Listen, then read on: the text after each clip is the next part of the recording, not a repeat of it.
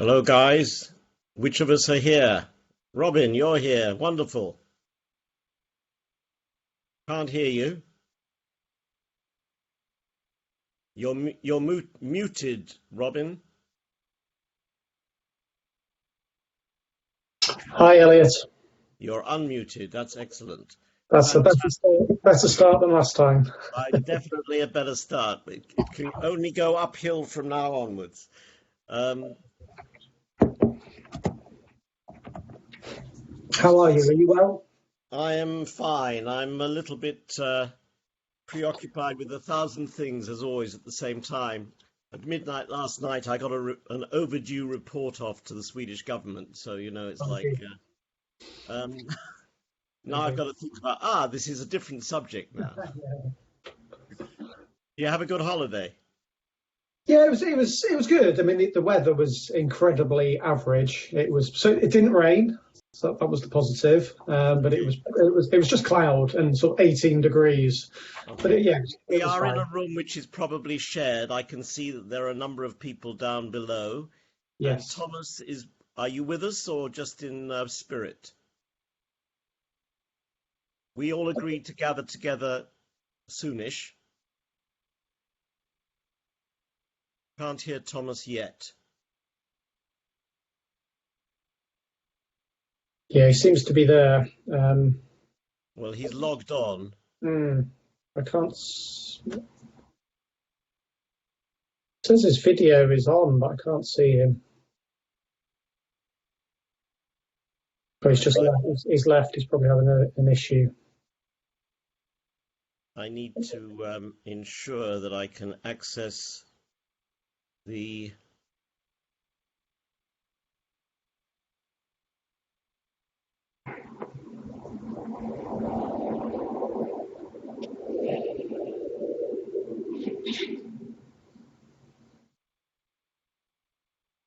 Right.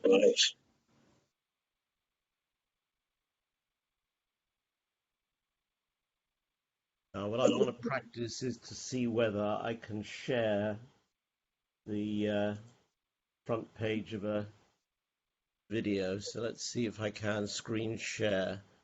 Tell me if anything happens. Will do.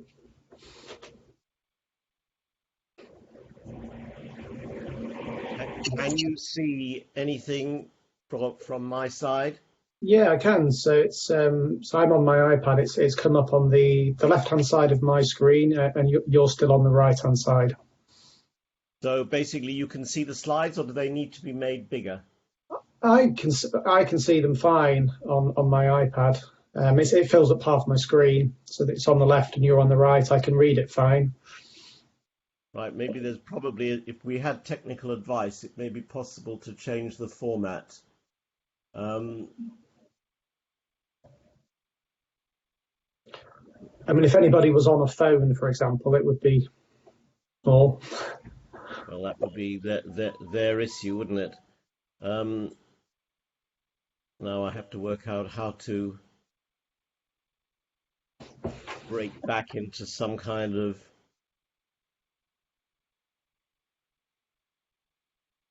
I'm gonna stop sharing. Right, so by stop sharing, I go back into.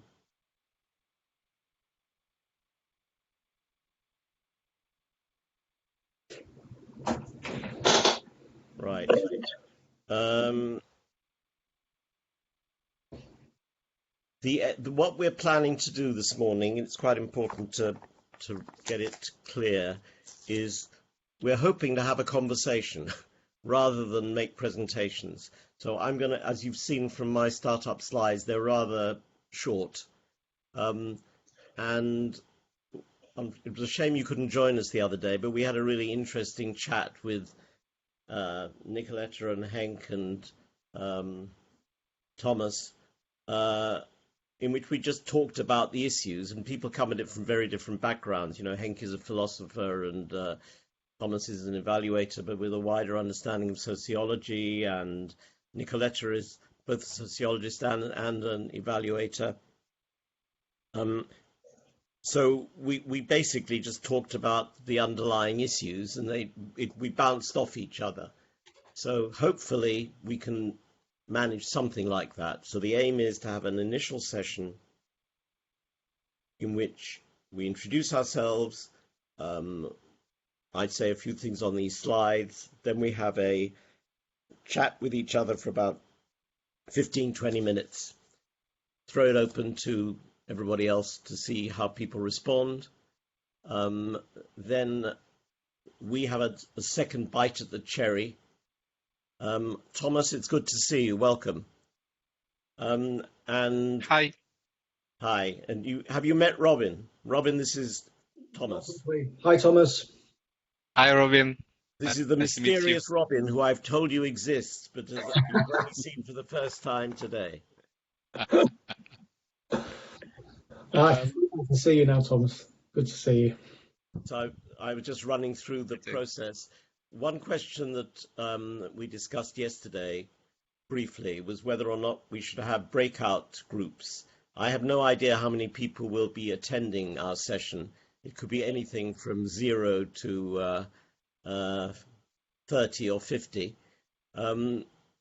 If it was a bigger number, maybe the second session could be encouraging breakout groups for the people to have a discussion with each other in smaller groups and then come back for the finale. But let's leave that to decide how many people we have, really, whether it seems to have that dynamic. That makes sense to you? Is that easy to manage on the tech side, Elliot, in terms of breakout? Well, not for me. We're supposed to have a tech advisor. Okay. I can't see him yet. Ah, yes. I don't know. No, he's not here. The guy who is supposed to be our tech advisor is... I haven't seen him yet today, but I've messaged him. So I've never used this particular platform before, but my experience of breakout rooms from other platforms is that they need to be sort of organised quite early on. I think if we just try and do it as we go, I'm just a little bit cautious whether it will work. So I think unless we get him here and offering a clear steer, then I'd suggest. Let me see if I can get him, if I can find him. No, that's Blue Jeans. Where is the European Evaluation Society? Okay, messages.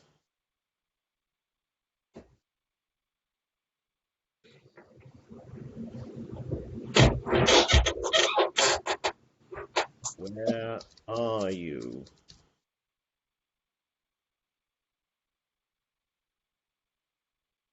If I'm not wrong, in Blue Jeans, you can automatically put people in breakout rooms, and you have like a button. You just say, "Okay, let's put people in breakout rooms," and supposedly it just works. But if it doesn't, that's an issue, of course. But it's supposed to just work. Yeah, I'm trying to see. Are we? Yeah, we're back. Do you want to stay or leave? I want to stay. Okay. Yeah, there is an app. I think in the apps. Okay. Do you, Elliot, do you hear me? Yes, Nicoletta, clearly. I don't see you, but we hear you very clearly. Trying to show myself. Now do you see me? Now I think you see me as well. We see you above the nose. That's better. We now see Now. It's very interesting the techniques we all have. Sometimes we show from the chin down. Sometimes we show. Well, it depends on how you sit, where you sit. Exactly. It's okay. Henk, Hi. right? I think we are now all here. Henk. Yeah. Good morning. Good morning. I'm going to say hello. And you can see Robin is here. Thomas is here. Nicoletta is here. Yeah, morning. Getting really bad. We have echo right now. No? Sorry? There was some echo right now, but it's not doing it anymore. Okay. Yeah, I think if we have technical moderation, which at the moment we don't have, A questo punto, secondo te, se io dovessi mettere un... Nicoletta, yesterday when you were online, by the way, Yes. your telephone calls were broadcast across Europe. No, yes. Yeah, there were 2 telephone calls, and you were quite strong with the people that they should not be speaking to you now. But we all heard it very clearly. So my advice to all of us is that when So people understand how committed I am with this panel. exactly. So maybe okay. So I should have muted myself at that time. Yes. I think that's what I'm saying, is that if we get echo and if we get interruptions, we can mute ourselves, and maybe if any of us forget, including Good. me, Thank you. Thank you for the record. we should be reminded. My only concern at this minute, and we are 3 minutes away from beginning. At the moment, we have 16 people, apparently. There is a chat, which might be worth looking. Good to see you. Yeah, it's the usual welcoming material.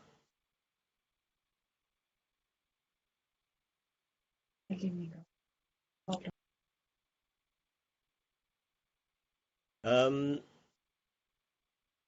just so overpowered by the fact that we're all here. Can you see, Thomas, on the screen where breakout rooms work? It's supposed to be in the apps, but I don't see that. I'm not the admin of that session. No, Hi, Elliot. Hi, Thomas. This is Lauren.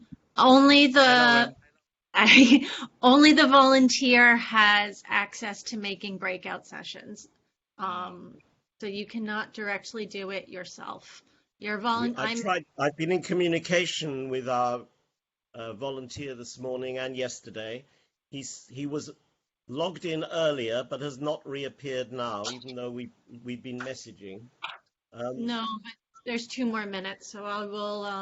I'm hoping. Okay, we don't need to do breakout immediately, but it may be later on we would like to. Okay. Let's get him to join, and if not, I can handle it for you. Okay. Later in the session. Right. So apparently we have one participant who evaluates the quality of vineyards. Quality of what?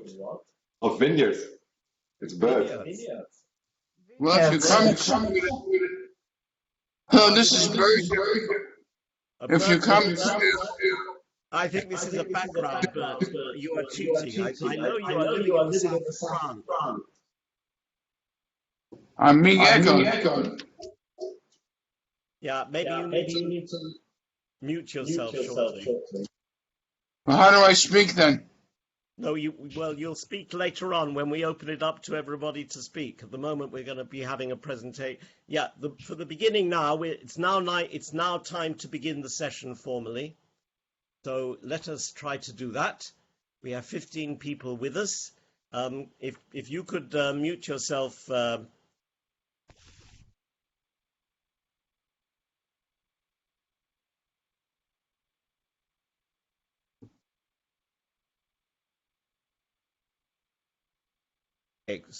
I would now like to see if I can begin the session. I'm not sure who is showing on the screen when I'm talking? Is it myself or is it the rest of us? I think it will depend, Elliot, on the view that people have. But I can see 3 members of the panel and Bert currently. But I think it depends on the view you have up. Okay. Anyhow, well, maybe I can just begin by welcoming everybody to this round table and by inviting, we have a very distinguished and interesting panel, Nicoletta Stammer, Thomas de la Haye, Robin Moore, and Henk van Eyl. Can each of them just say hello and explain who they are? Maybe, Henk, could you just begin by a quick one? Yes, sure. Thank you, Elliot. Good morning, everybody. I'm Henk den Uyl. I'm a philosopher and work in The Hague for the Netherlands School for Public Administration, doing research mainly on the boundaries of political philosophy and questions on public administration. But you also have an interest in evaluation, do you not? Yes, indeed. I wrote my dissertation on a practical wisdom for supervisory boards. And I'm working also as a supervisory board member in healthcare, which is, and we will discuss it, close to the practice of evaluation. Okay. Thomas, would you like to say something to introduce yourself? Sure. Hi, everyone. My name is Thomas Delay. I'm a consultant in a worker-owned cooperative company called Quadrant Conseil, established in Paris, France. I'm a curious guy working on many things, including trying to make a bridge between sociology of occupations and sociology of evaluators, and trying to understand actually what we're doing when we say we're evaluators. Good. Nicoletta. I'm Nicoletta Stami. I'm the president at some time of the European Evaluation Society and of the Italian Evaluation Society as well. And I am on the board of a journal evaluation, in which I am very nicely working with Elliot Stern. I am a sociologist, and I was a teacher at the University of Rome, and then I am retired. And my main interest is on theories and methods of evaluation, and in this field, the practice of evaluation is foremost. Thank you for asking me to participate in this session. Robin, you are the last of the quintet to fire away. Good morning, all. Yes, I'm Robin Moore. I'm Head of Research at Her Majesty's Inspectorate of Probation. We inspect all probation services and all youth offending services across England and Wales. And our mission is to promote positive changes. And we do that in a number of ways, through our recommendations, but also through research and effective practice products. Head of the research team, and worked in criminal justice research and evaluation for about 20 years. Okay. This is the process that we've decided to try for. I'm going to make a few introductory remarks to set the scene. Then we, the round table, are going to talk with each other. We had a very stimulating conversation the other day. Hopefully we will have another one today, for about 15 minutes. Then we will throw it open to everybody who is still here and who is not too bored by our presentation to ask questions, make statements, to think, to join the conversation. We will then come back about 15-20 minutes later with another round in which we, the round table, will pick up on a few themes that seem to be prominent and see if we can take them a little further. And finally, if the numbers justify it, we will have another breakout session, not just a question and answer session, where people will talk with each other about what they think the subject is all about, bringing back that in the end to a plenary session where we, the roundtable members, can respond or think or be educated, learn from, learn with the conversations we've had. So that's roughly the process. I'm now going to attempt to share my screen, and somebody can tell me whether it's working. Can you tell me if my screen is showing? It's back on the left-hand side, Elliot. It is working. Okay. And it's visible. Okay. No. Was that yes, Nicoletta? Yes. Okay. What I'm trying to do is to introduce an argument, and the argument is about that evaluators should be thinking less about what we, the evaluators, do, and more about evaluation practice, which many people are doing. So the key argument, I think, is a fairly simple one. There's a lot more people doing evaluation than people who self-identify as evaluators. In terms of critical thinking, reviewing evidence, making judgments, trying to improve things in the public interest, which are the bare bones of what evaluators try to do, it's taking place everywhere. When you talk to regulators, people who regulate the education system or regulate the financial service industry, when you look at inspectors who go into schools, when you talk to accident investigators, when you look at the kind of quality assurance and self-evaluation activities among professional groups like doctors or even engineers, they are all involved in some kind of evaluative activity. And this panel is about testing the argument. Can we engage with all of those who practice evaluation, whatever they call themselves, and can we then become much more inclusive in terms of championing good evaluative practice wherever we find it? So what do we mean by evaluative practice? Here are a few examples that may hopefully connect with a wider experience. A school inspection authority worries that they're very over-dependent on exam results and they look for a more holistic way to capture curriculum effects. At the same time, the government expects this school inspection authority to judge schools' performance. So they are struggling with what is the right kind of evidence that they should use, and how do they deal with making judgments about performance and also understanding more holistically. A child protection inquiry. In many countries, there have been child abuse scandals, and the question comes, well, how do you get good information from families, from social workers, from communities?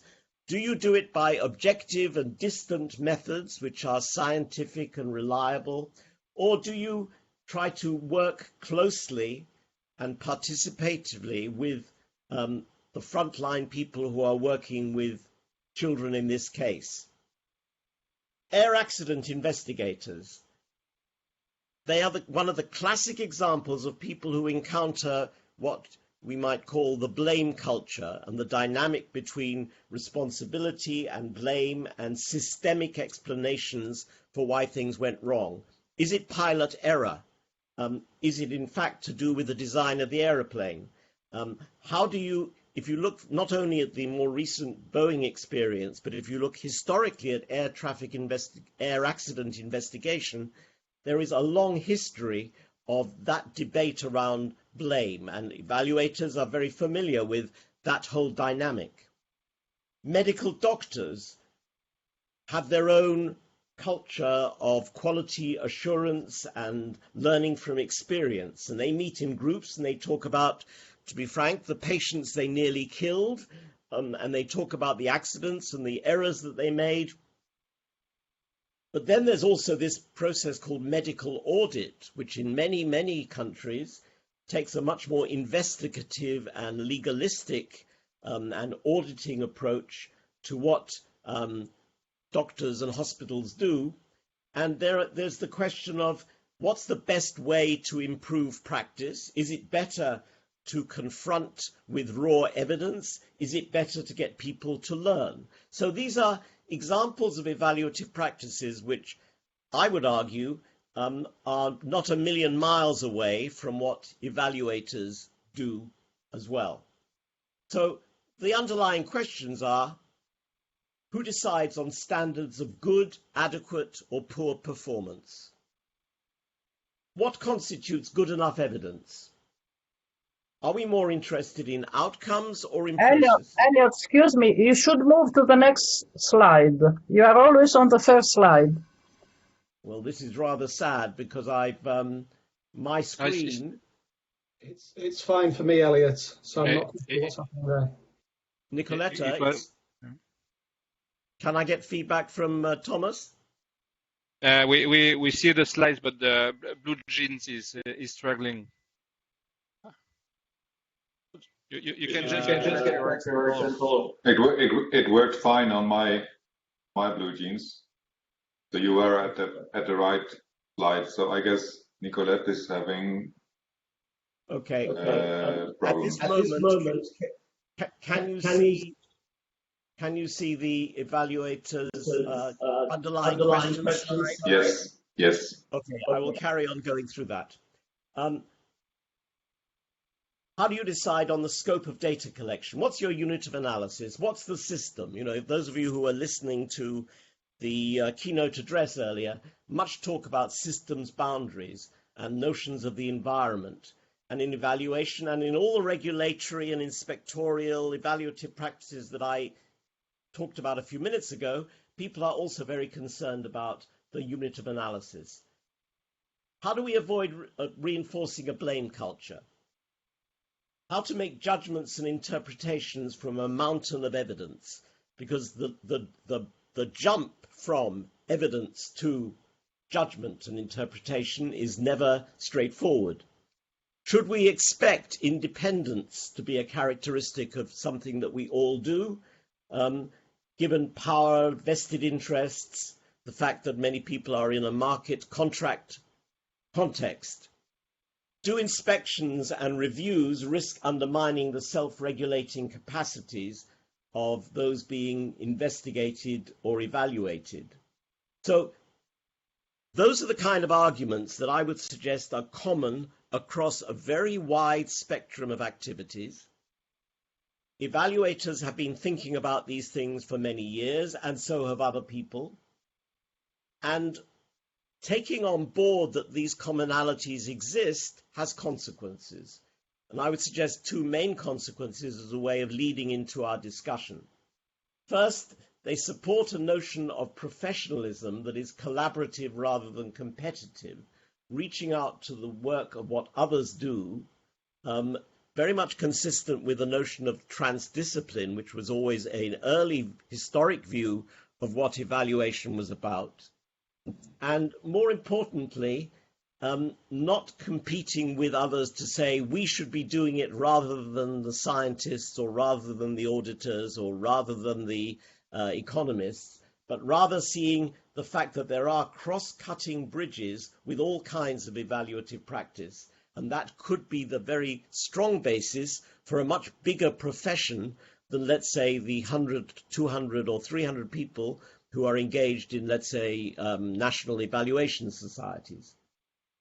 Second consequence, they suggest a role for evaluators to engage with many others who face similar dilemmas and to position evaluation as knowledgeable about evaluation practice and to learn with and learn from others who are in the same game.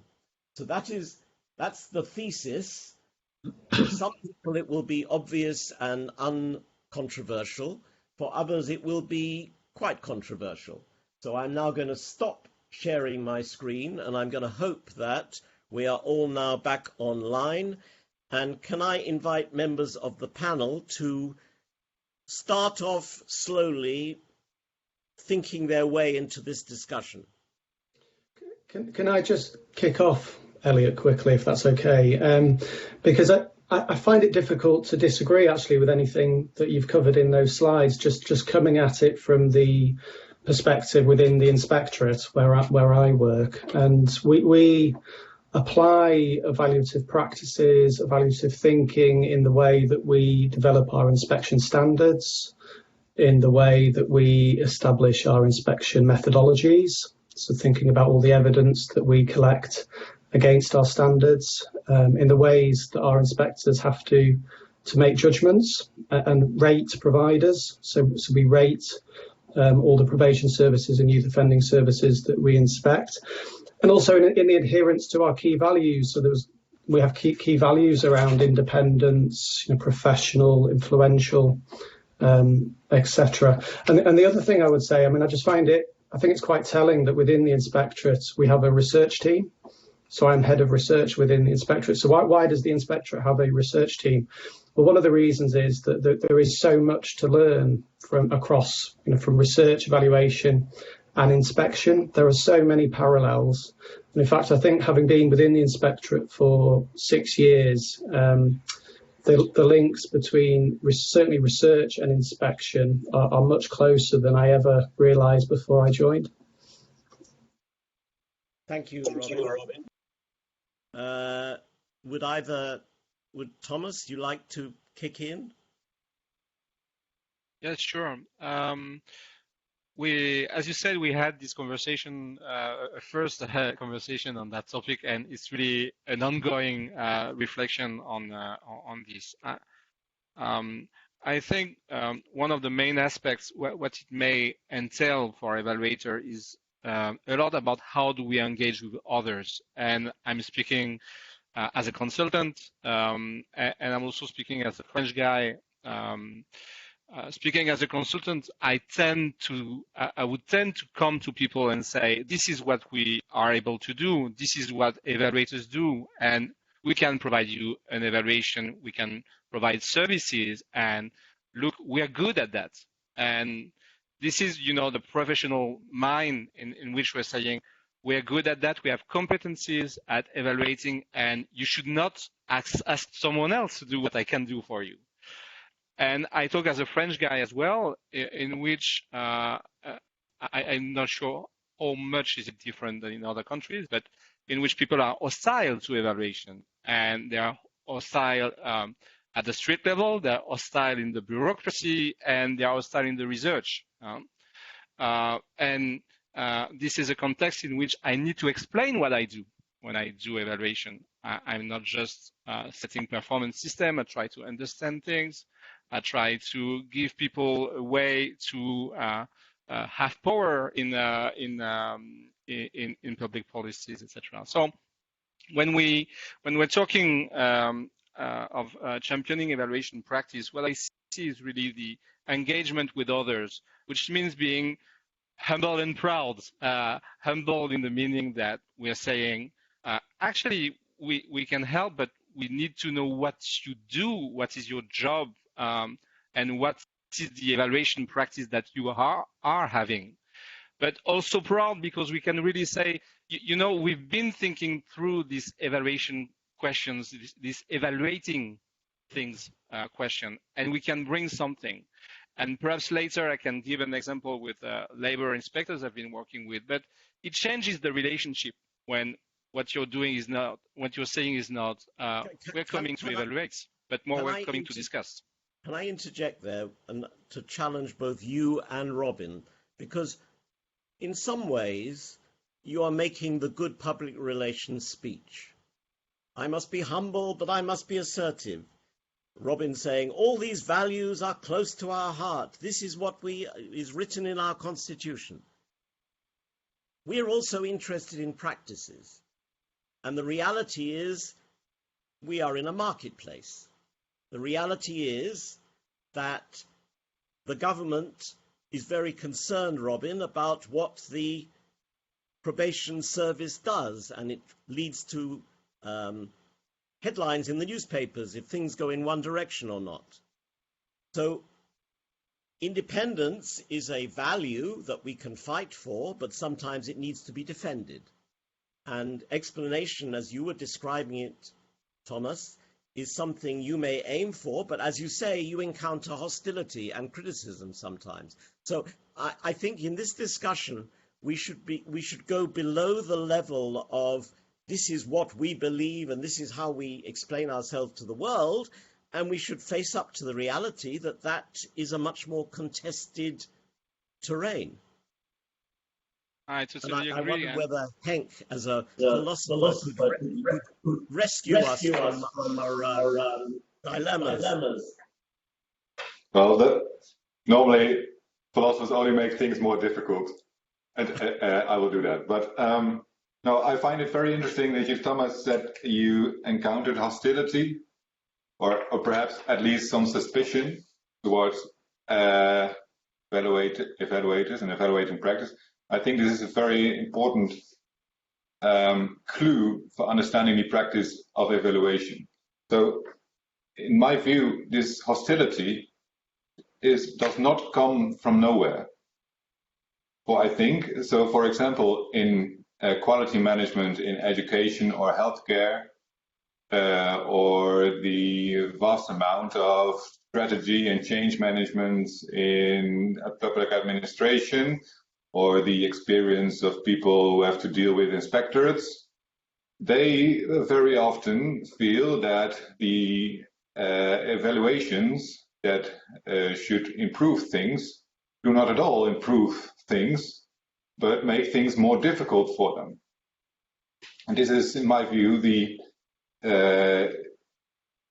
very central problem of evaluation in a general sense, and not only for this community, of which I didn't even know there was a community of evaluators, so it was interesting beforehand. But so it's, I think, a very broad concept, is that it tends to make, to speak with Donald Schoen, evaluations from the safe high ground, using methods and instruments they have at hand, and that the people who ask them to do evaluations ask for them to use it.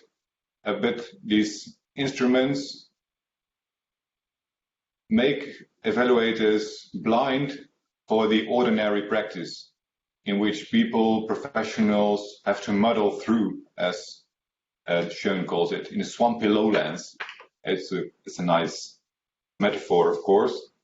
So the art is, to overcome this hostility in practices, is how to understand this muddling through, to descend from this safe high ground. And this is, I think, a very important question, and entails to the question of what kind of knowledge do we use when we evaluate. So, for example, in my practice in the supervisory boards in healthcare, there has been for some years a increased attention to professionalize the practice of supervisory boards, and I guess this is the case in many other different practices, and I guess also in the practice of evaluation, how to professionalize what we do. And so, of course, this has had some merits. For example, supervisory board members now do all kinds of classes in education, and so they're better informed in what healthcare is or what education is or whatever. But there seems to be a problem in this professionalization discourse, and that it tends to become technocratic. That you need to be an expert in some kind of way to make this kind of evaluations. Well, I think evaluation in a general sense is more about understanding the political and moral aspects of everyday mundane practices and how to reach at them. And so this is what is called practical wisdom. And I now give it back to you, Elliot. You're silent. May I join at this point?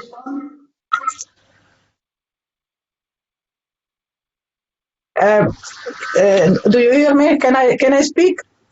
Yeah. I would like to pick up to this point. What I like in the presentation of Elliot, and what I think we should put in front of what we are talking about, is not simply what we are doing, but why we are doing, what is the scope, why we evaluate, we and all the other people who evaluate in different areas. So what I really would like to stress is the point that Elliot was making about what is a good evaluative thinking that may come from many different, from whatever it comes.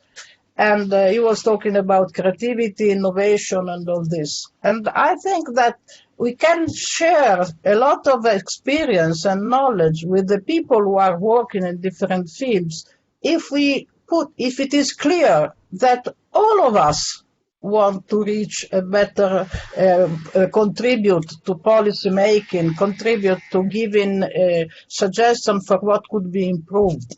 And not simply thinking that we are superior because we have greater knowledge of things, and that the other people are more technical. Even evaluators can be technical, and the other people may be much more farsighted.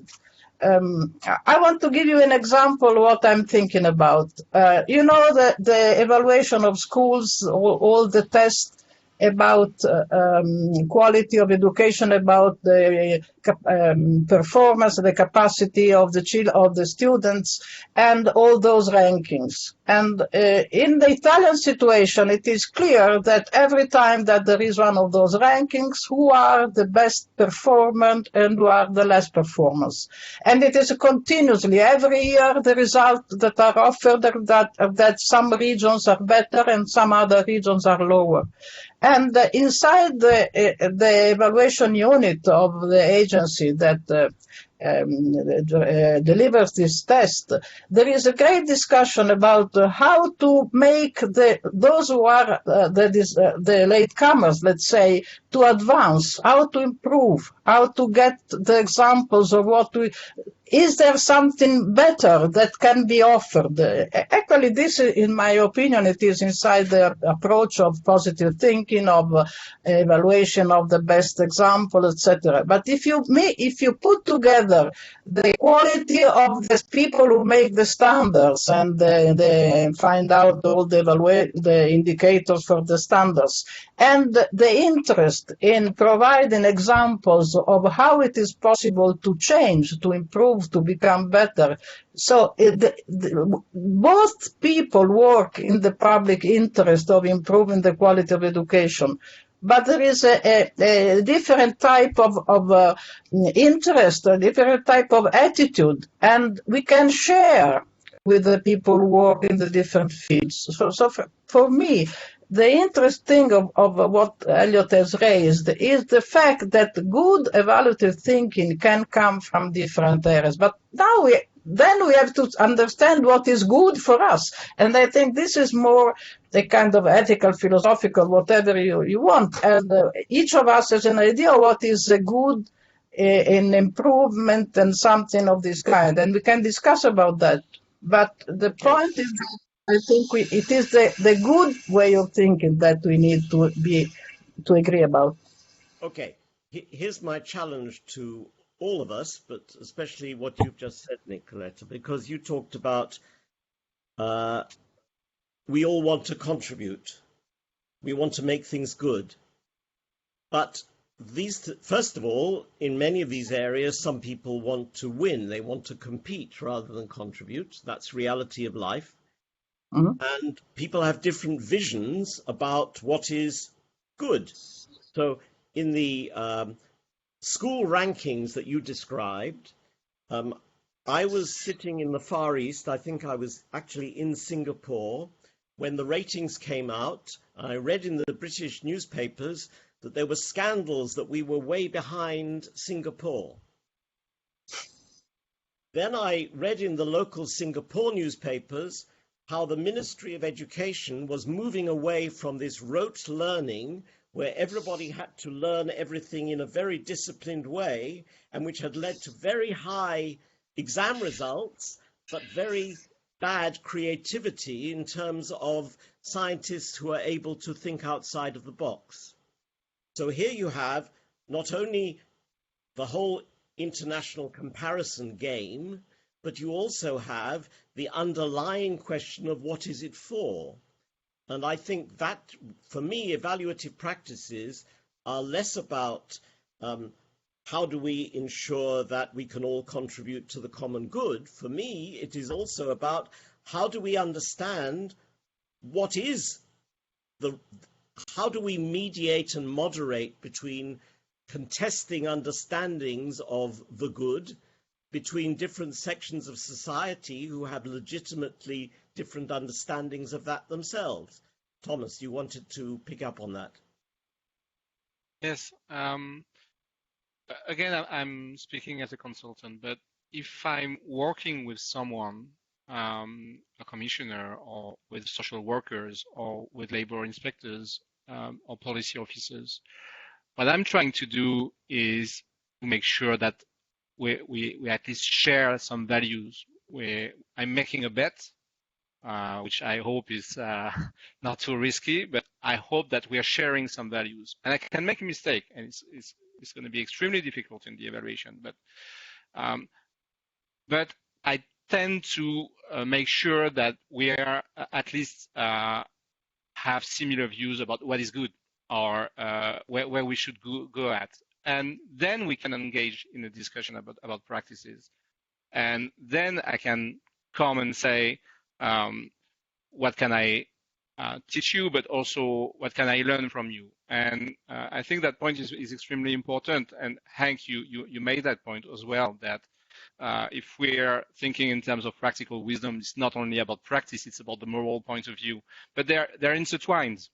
And to some extent, there is a matter of trust to be created just to make sure that we can discuss. And what we provide in terms of, for instance, understanding how we are evaluating things or in probing evidence is used for the good and in compatibility with the values we are sharing. Nicoletta, would you like to come back on this point yourself?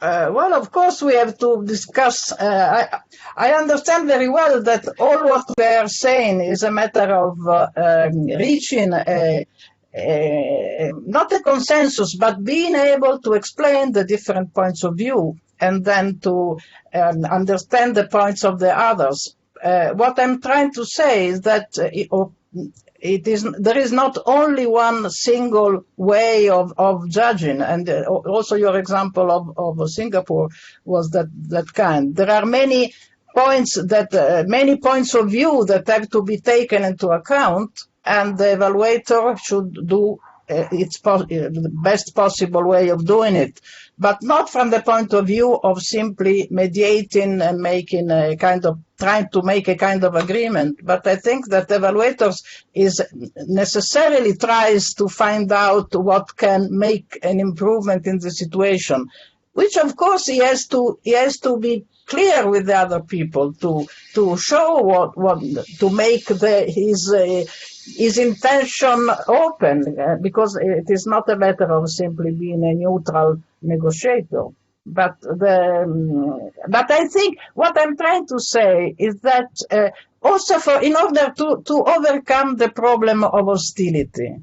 The problem of hostility, I think, is a matter of the people who don't trust this process, but they even are not willing to discuss their policies. But if you show that you work for trying to find out a solution that improves the situation from different points of view, you also will overcome some kind of hostility. Although I can see that Robin wants to come in, but to respond to that, I think we are all within a particular perspective of what we think evaluation is for. And you've just referred to policies, and both you and I in recent years have worked extensively with people in the policy setting. However, there are many evaluations that take place that are bottom up rather than top down, which are participatory, which are supposed to be empowering or mobilizing. There is self-evaluation. There is ways of people trying to regulate their own organizations through evaluative processes. So I think the policy, or this is probably by way of an aside, that the policy side of it is one angle, but not the only one. I think, Robin, if you come in now, and then hopefully some moderator will help us move towards opening up this session to the 20, 30 people who are already here and who may have something to say on the subject. But in the meantime, Robin, would you like to just come in there? Yeah, picking up on some of Thomas's comments really, because I think that the forging of positive relationships is so important. And I was interested in what you were saying earlier about hostility. So I think within criminal justice within England and Wales, I'm not sure if we've encountered hostility, but there are lots of tensions, particularly, so you have tensions between evaluation, research evidence, and against experience and learning. And these always come to a head, of course, when an evaluation produces unexpected results.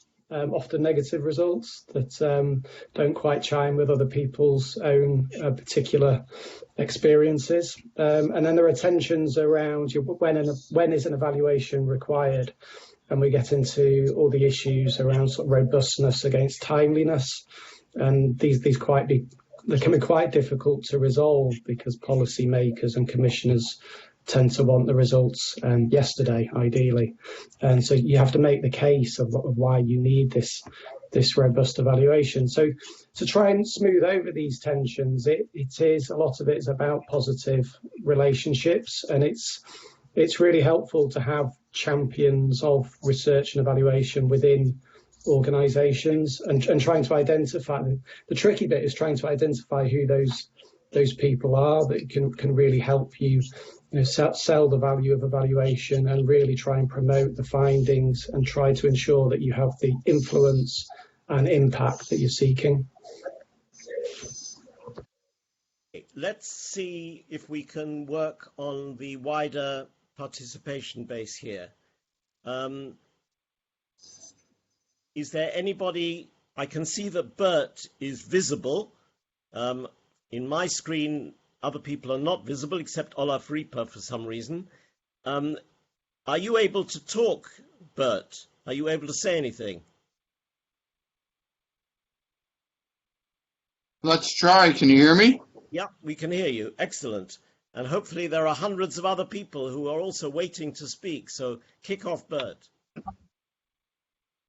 Well, I think this topic is immensely important, as evaluators tend to think of evaluation as something which we evaluators do, and arguably it's much more important to get others to think evaluatively. I think some more ideas about how we could do this, what we could do as evaluators, not just to do evaluations, but also to help others think evaluatively and think in those terms, I think would be really useful. Okay, is there anybody else in the wider community of the 32 people who are here who would like to join the conversation? I think if you speak and unmute yourself, we should be able to hear you and see you.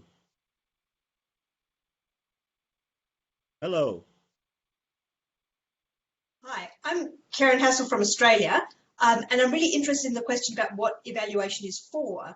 A few years ago, planning the Australian conference, we thought that might be the theme of our conference, trying to think about how to engage with that, because in Australia, so much of our evaluation practice is just a performance measurement, new public management kind of activity. But we couldn't find ways of facilitating people to talk about that question, because everyone only thinks about that question in that instance. What is this evaluation for? Who's got to sign off on it? And the process has constrained our capacity to think about that question of what is evaluation for. So given that a number of you have mentioned that, I'd be interested in your perspective on how to talk about that question beyond the instance or beyond the evaluator professional identity, but more in that sort of policy social function. Because I think it's a space that's very tricky to have the dialogue, and that's probably the space that we need to be in. Do you think that evaluators are the only people who face this dilemma? The reason I ask that question, as the whole of our session is pitched at the level of, are there not many other people out there who are facing very similar dilemmas? Oh, on the evaluative thinking, absolutely. It's a widespread issue. But I was really just going for the question of what is evaluation for that a number of you raised as a way. I thought that was a quite helpful way to get into the question about how do we define the notion of evaluative thinking across multiple practices. Thomas, do you want to pick up on this? Yes, and first I'd say that all the people who did not attend Karin's course yesterday and the day before, they actually missed something because it was excellent. What I think is interesting in that question is that if you really spend some time answering that question, you may not end up doing an evaluation, meaning a service of evaluation in which you answer questions about effectiveness and efficiency and relevance and that kind of things. an example I have is being an evaluator in the evaluation of a participatory program, in which actually people didn't have any prejudice about what is an evaluation. And we just ended up discussing for 3 months about the core issue of what was good participation. They would all agree that participation is good, but they would not agree on what was good participation. And actually, I could bring my views as an evaluator of, looking at underlying values and that kind of things. But these were people, street level bureaucrats working on the field, and they were absolutely able to do that same job with their own tools. So if we come with that question and really spend some time on it, we may not end up doing an evaluation service, but it's for the best. I suppose Henk, did Hi. see you raise your hand? Can I join in with this? Okay, Nicoletta first, then Henk, okay? What is evaluation for? Here, I think here also the difference about when we talk about evaluative thinking. We talked about evaluative thinking. There are a lot of definitions about evaluative thinking, which is related to a good way of interpreting the evidence that we have, independence of thinking, and a lot of things that have to do with good knowledge.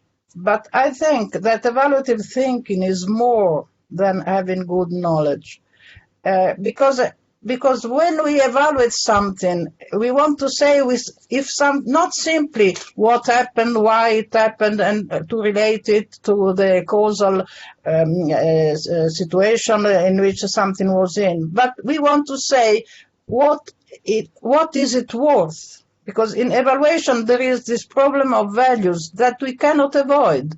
And what is worth, this is the tricky problem, because it may be worth for someone and not for someone else, etc. And here comes all the activity that we are talking about. But for me, evaluation is for finding something which is good and which we want to improve. And we always say, even in the keynote speech that we had before, there was this stress on innovation, creativity, and all this. And this seemed to be the next tenets of what we are going to do. And innovation and creativity means that we need to go forward from what we have already know to be something of a good standard, because the world is changing, the situation is evolving. So for me, the evaluative thinking is this, in a nutshell, it is something more than just thinking in a good way, just being a good thinker or having good knowledge. It's adding something to this, which to me is working on the values and the way in which we make them change, evolve, and think with other people. I mean, I feel impelled to quickly intersect before Henk comes in here. We're all still in this liberal myth about doing good. I mean, my good is not your good. Or it may be, but it may not be, on Wednesday or not on Friday. I think in evaluation, we have this mythology that we have a standard and we judge it, and is it successful? And I was a bit shocked by Thomas's comment about efficiency and effectiveness. I don't do that in evaluation, and I'm horrified if that's what you do, because I don't think you really do exclusively. For me, most evaluations, the struggle is, how do I deal with two goods or two bads, or one thing that is less good or less bad? How do I handle the fact that in the real world, it's not a question of between good and evil, it's between shades of grey, where judgment has to be applied, and where interpretations and engagement and dialogue and somehow resolving contradictions is part of our game, surely. Anyhow, I think that I've opened up the way for a philosopher, Henk, so why don't you shoot me down? No, I'm supporting your claim very much, Alex. So I think the question of where evaluation is for, so in a general level, we might agree about some certain values that evaluation is for, but when looking at practices, evaluation maybe for all sorts of things which not at all have to deal with values, or not explicitly. So, for example, of course, it can be for improvement, but it may also be, evaluation may also be a rationalization, or a form of complacency. It may be a form of stalling, buying time. It might be a ritual which people just do because the law says you need to evaluate, or because other people evaluate. So in the practice of evaluation, I think it's always very ambiguous why we do evaluation and what is it for. And this is precisely, I think, the point the suspicion and hostility to evaluation comes in. Not in the general sense on what is in general considered to be good, but what in concrete and specific contexts, evaluation, what has good intentions. I mean, we can assume it, we may not, but considering there are good intentions, it may still in concrete practices turn out to be bad.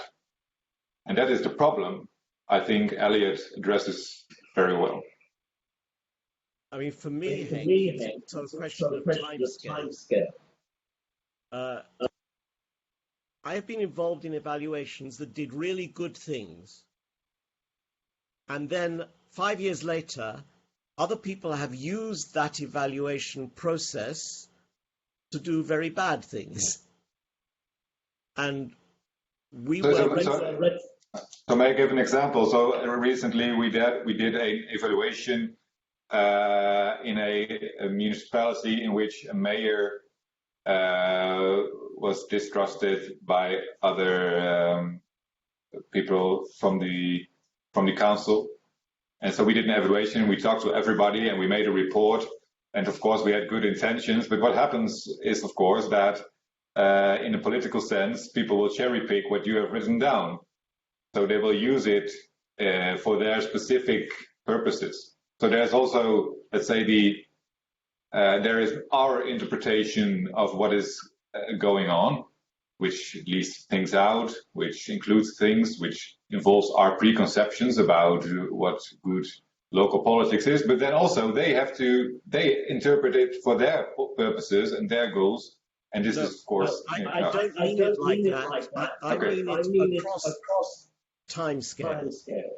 So, for example, I'm getting a lot of echo back on my own voice, but hopefully it's coming through. We did this big evaluation of public housing, and we were very participatory in getting all the groups inside the housing schemes to contribute to the evaluation, to liaise better with the council and the municipality, to make sure that their ideas were translated to the policy community. And they felt extremely satisfied that that was happening, and we all felt we'd done a good job. What we realized 3 years later was that the administration had used this evaluation and the new relationships with the residents to begin to plan to redevelop the site and throw out the residents and bring in new people, because that always had been their agenda. So opening up the community through this very open democratic evaluation was a very good first step for them. And indeed, at the moment in time that we did it, it was a very good outcome. But 3-5 years later, the area doesn't exist anymore, but there are new tower blocks built in the centre of London, which are rented out mainly to Saudi Arabian investors. And there is no longer that community in existence. Now, that's an extreme example, but for me, if I look back on good and bad evaluations that I was involved in or others have involved in 10 years ago, the meaning of them and their goodness and badness changes over time. Elliot? Thomas? Perhaps this is typically a case where we can learn from others who evaluate.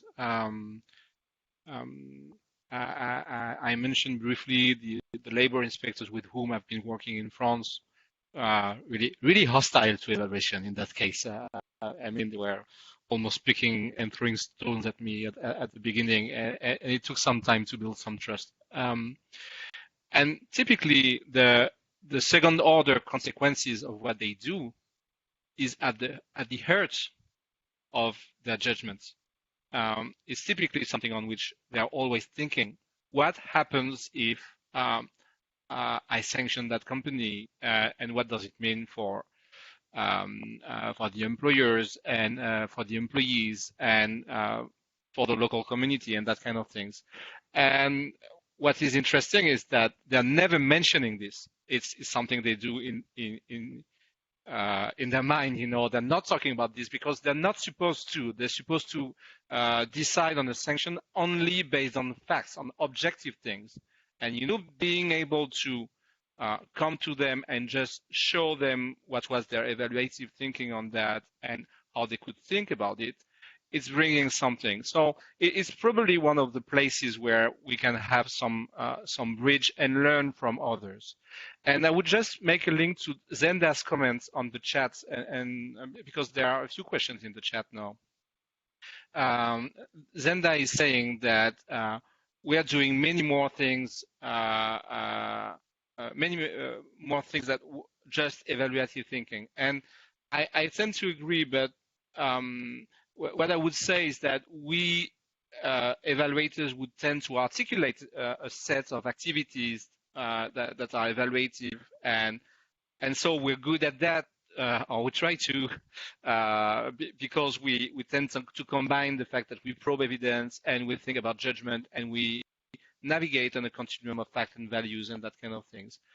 But it's not because the others are not doing the whole thing that we can't discuss on that we can't engage with them on specific evaluative activities.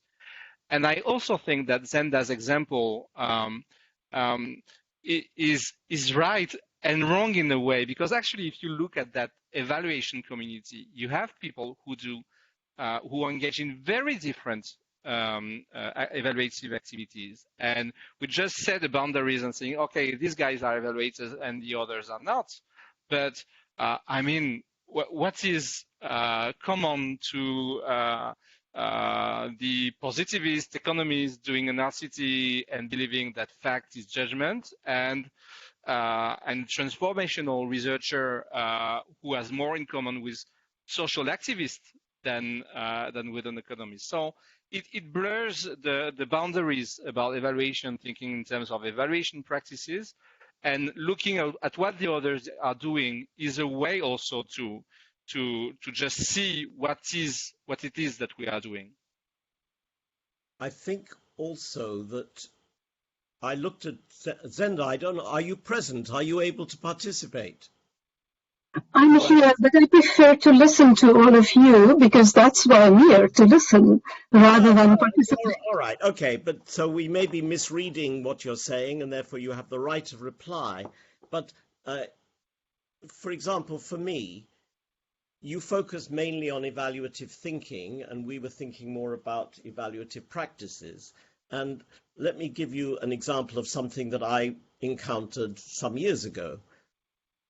When we have financial regulation systems in my country, which are trying to regulate pensions and financial products and banks and everything, and they discovered, unsurprisingly, that the salesmen who are selling pensions were mis-selling. So they were telling not the truth when they were selling the product, and they were not following the agreed procedures. And then the question became, what do we do about it? And there was an argument. And the argument was, do we decertify these people and take away their right to practice as financial salespeople?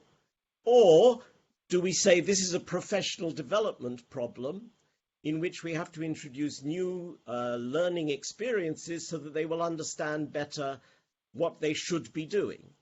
And that dilemma between, do you say the job is in a top-down way to regulate, to intervene, to take away people's right to practice, or is it to educate and to learn and to improve? These are what I would call classical evaluative practices, as are the whole range of other questions like, and how do you gather your evidence? Not what is the technical question about what is the best evidence, but what is the evidence that will convince people? What is the evidence that people take seriously? What is the evidence that's closest to their own experience? So I take a fairly broad view about the subject matter of this round table to go beyond thinking and being innovative and creative and out of the box to saying there are concrete activities that evaluators do, which many other people do, and we face these dilemmas collectively. Nicoletta, I saw you looking askance, or maybe Robin, one of you was raised your eyebrows with something I said, so I'm more than happy to have you pick me up.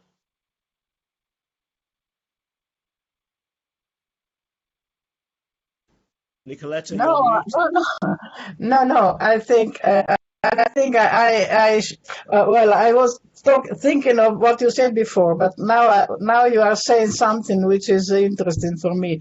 That is, what is the evidence that people will consider? So why will they consider? For what reason? It is not only for, you may fear that it is because they want to be confirmed about what they think. But sometimes people want to consider something that may help them change what they have done, consider what they have done in a different way, and they have to avoid for next time around. So it's what I'm trying to think is that not only people are self-interested in judging what happens, but people may be open to change something. So, from my point of view, what I'm really trying to avoid is this idea that you are talking about liberal thinking. Of course, everyone has their own interest, but liberal thinking is also going toward a kind of democratic way of dealing with them. On the other hand, you were talking about some type of frustrations that you were talking about an evaluation that went in a very good way and that wonderful results, and then the policymaker next time came and changed everything. I think this is the experience of everybody. But now we are taught that we should look in the long range. We should. What we have learned from that evaluation is not going to be missed. This I think is something that we have to think about. It is not simply that we did an evaluation for those people who now are dispersed into another place, but while doing that evaluation, we raised the problem, we discussed the topic that will come again. And the politician next time will have to reconsider it. Now that we are in such time of changing all our ideas of transformation of any kind, we are going to pick back something that we left away in the past, and then that may come of date now. So I would not be so frustrated if what we have discovered, that we have found, has not been accepted by the politician at that time. It may come useful next time. Robin, did you want to join us in at this moment? Yeah, a couple of reflections. I mean, I think going back to the question about what is evaluation for, and I think Elliot, you were saying that these sorts of issues do apply elsewhere. So we have the same dilemmas around what is inspection for, and it's really interesting when you look across inspectorates and regulators, and you look at the missions and visions and statements of purpose and the values that are all set out. You can see lots of differences.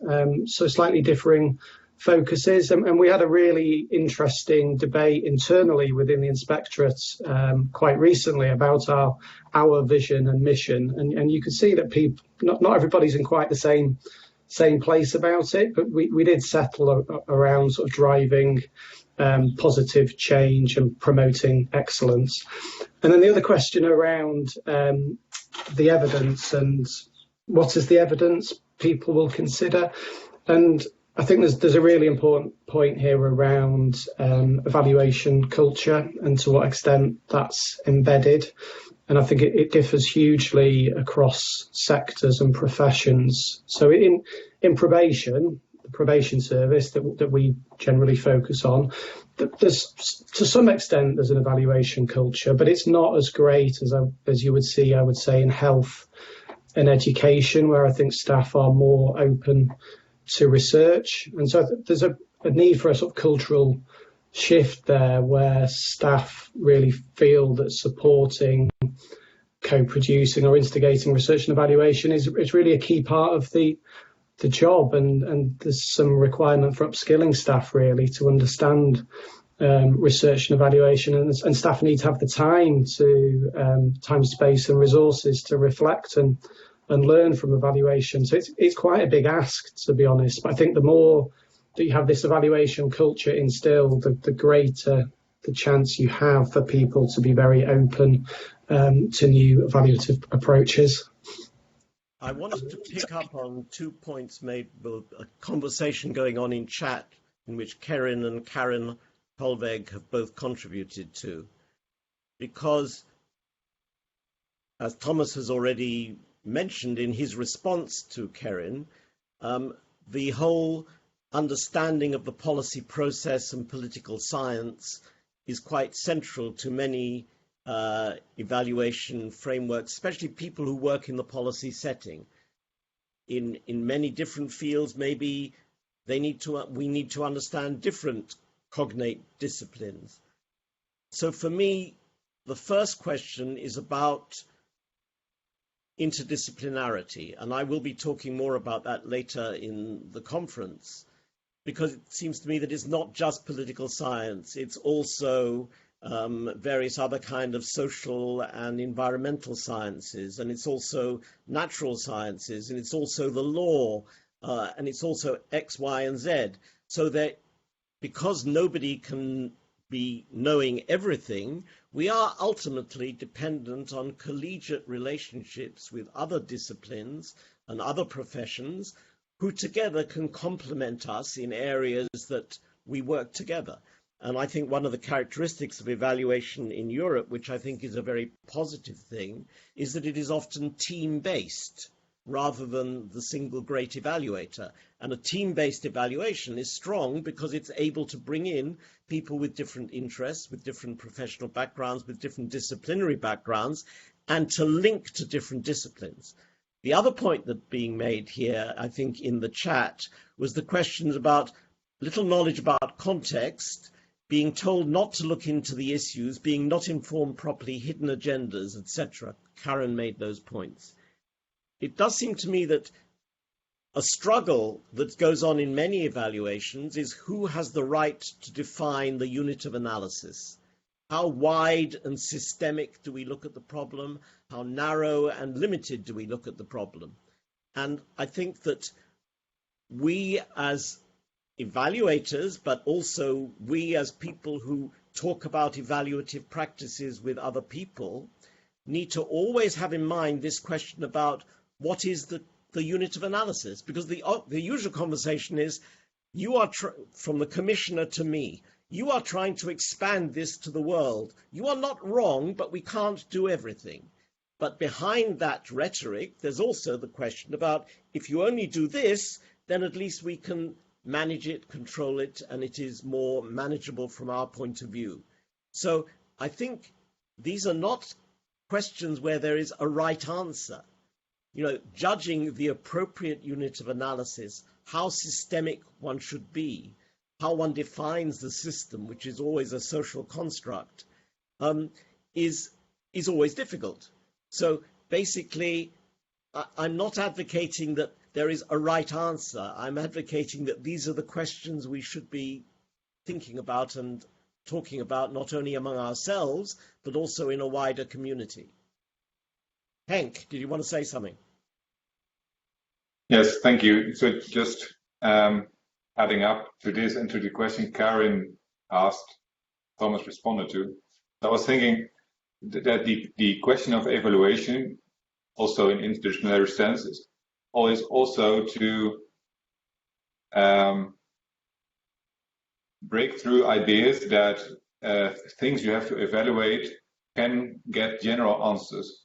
So, for example, I'm in the evaluation practice of integrity reports in local politics. So then politicians, they blame each other for not having integrity on certain moments. And there's also very often a code of conduct, which is or an integrity code. And based on this code, they can blame each other for not being moral. And then when such a report comes in, the mayor will have to investigate whether the code was breached or not. And very often they ask external evaluators, such as me, to make judgments about this.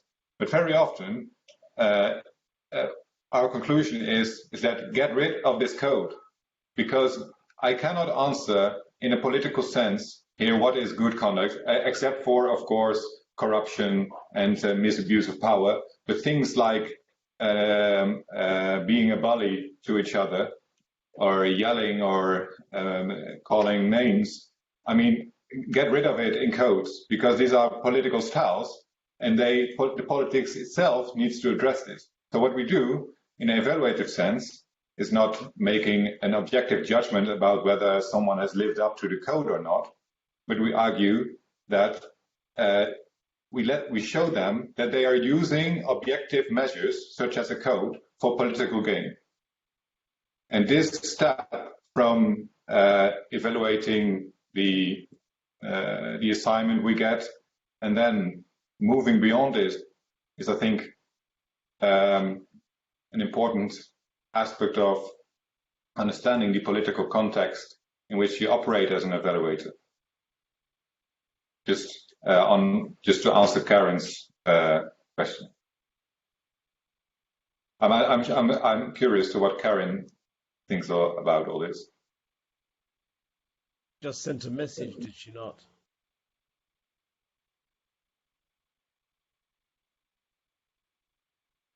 Have you met politicians who really want to know that their projects are really doing maybe more?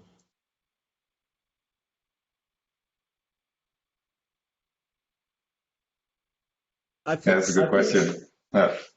I mean, standing back from the specific of this example, what I got from what you were saying, Henk, is very much an example of what I would call an evaluative practice and a dilemma, which is if you go in with a set of standards, a code, or the DAC criteria for international development, the issue is not did you succeed or fail? The issue is how do you interpret and make judgments about what is relevant, what is important, what is productive, what is the level of sensitivity, what are the embedded value conflicts inside this criteria. And those are the kind of skills that I think people like yourself who are working in the supervisory board would need, and people who are working in financial regulation would need, and people who are working in medical audit would need, and people who are working as evaluators would need. So those are the kind of examples of common interests where I think we potentially have a lot more common ground with a wider community. Anyhow, that's my thesis, and I'm banging on about it because I'd like to think it's convincing to others as well. It makes me think about a quote from Meister Eckhart, who had a conversation, and someone said to him, "It's so wonderful how different every blade of grass is." Meister Eckhart says, "It's so wonderful how the same they all are." I'm being where do I go with that? So there's always, when it comes to practices, there are similarities, and there are some things we can that overlap and are the same, and we can learn from each other. So in a sense, so you're interested in interdisciplinary practice, but I am still a bit.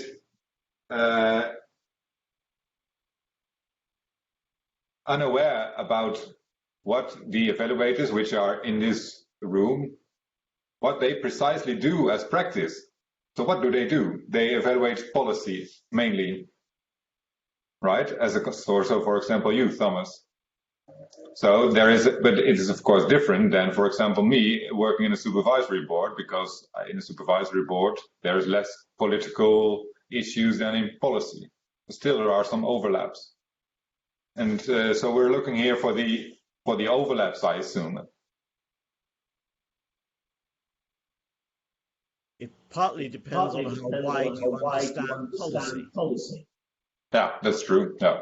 I mean, the product and the process argument is here as well, because very often you might be asked to look at an outcome, and then the question is, how far do you go back to see how this outcome came about? But sometimes you are evaluating things that are not about a policy, but about an idea to do something innovative and new.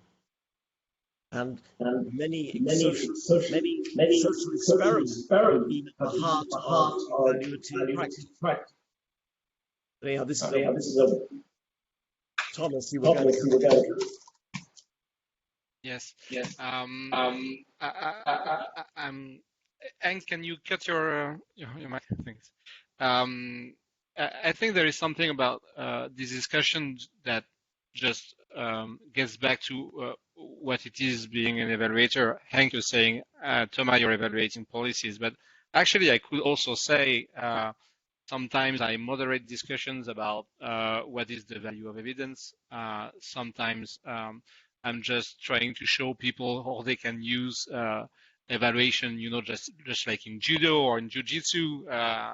I'm putting an evaluation on you. Well, I'll use that evaluation against the ministry or the donors, etc. And we're also stuck in that professionalization view in evaluators being people doing evaluations, while actually, at least for some of us, what we're doing is having a set of evaluation practices and trying to find actually ways to make a difference. I say we are friendly hackers. We're trying to find our ways into big systemic policies and trying to make a change somewhere.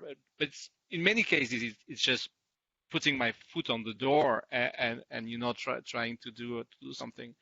And once we're saying that, and I'm coming back to what Zenda was saying about this large view of what evaluators are doing, we are actually quite diverse, and also we are more comparable to other peoples who do not call themselves evaluators, but are indulging into evaluation practices, including teachers and social workers and labor inspectors, etc., etc. So it changes our identity as well to think in terms of evaluative activities and practices. And it may also bring us to be again more humble about what we can do, but more precise also about how we can change things.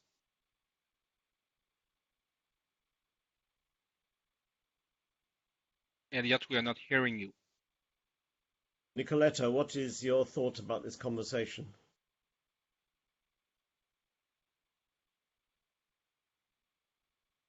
I would like to react to something that Robin was saying before. I think that we have different points of view. We do different things, but we work on similar fields. But what interests me is that coming back to the fact that the politicians may reverse a thing, or that the people may have different opinions about something or exploit some type of results.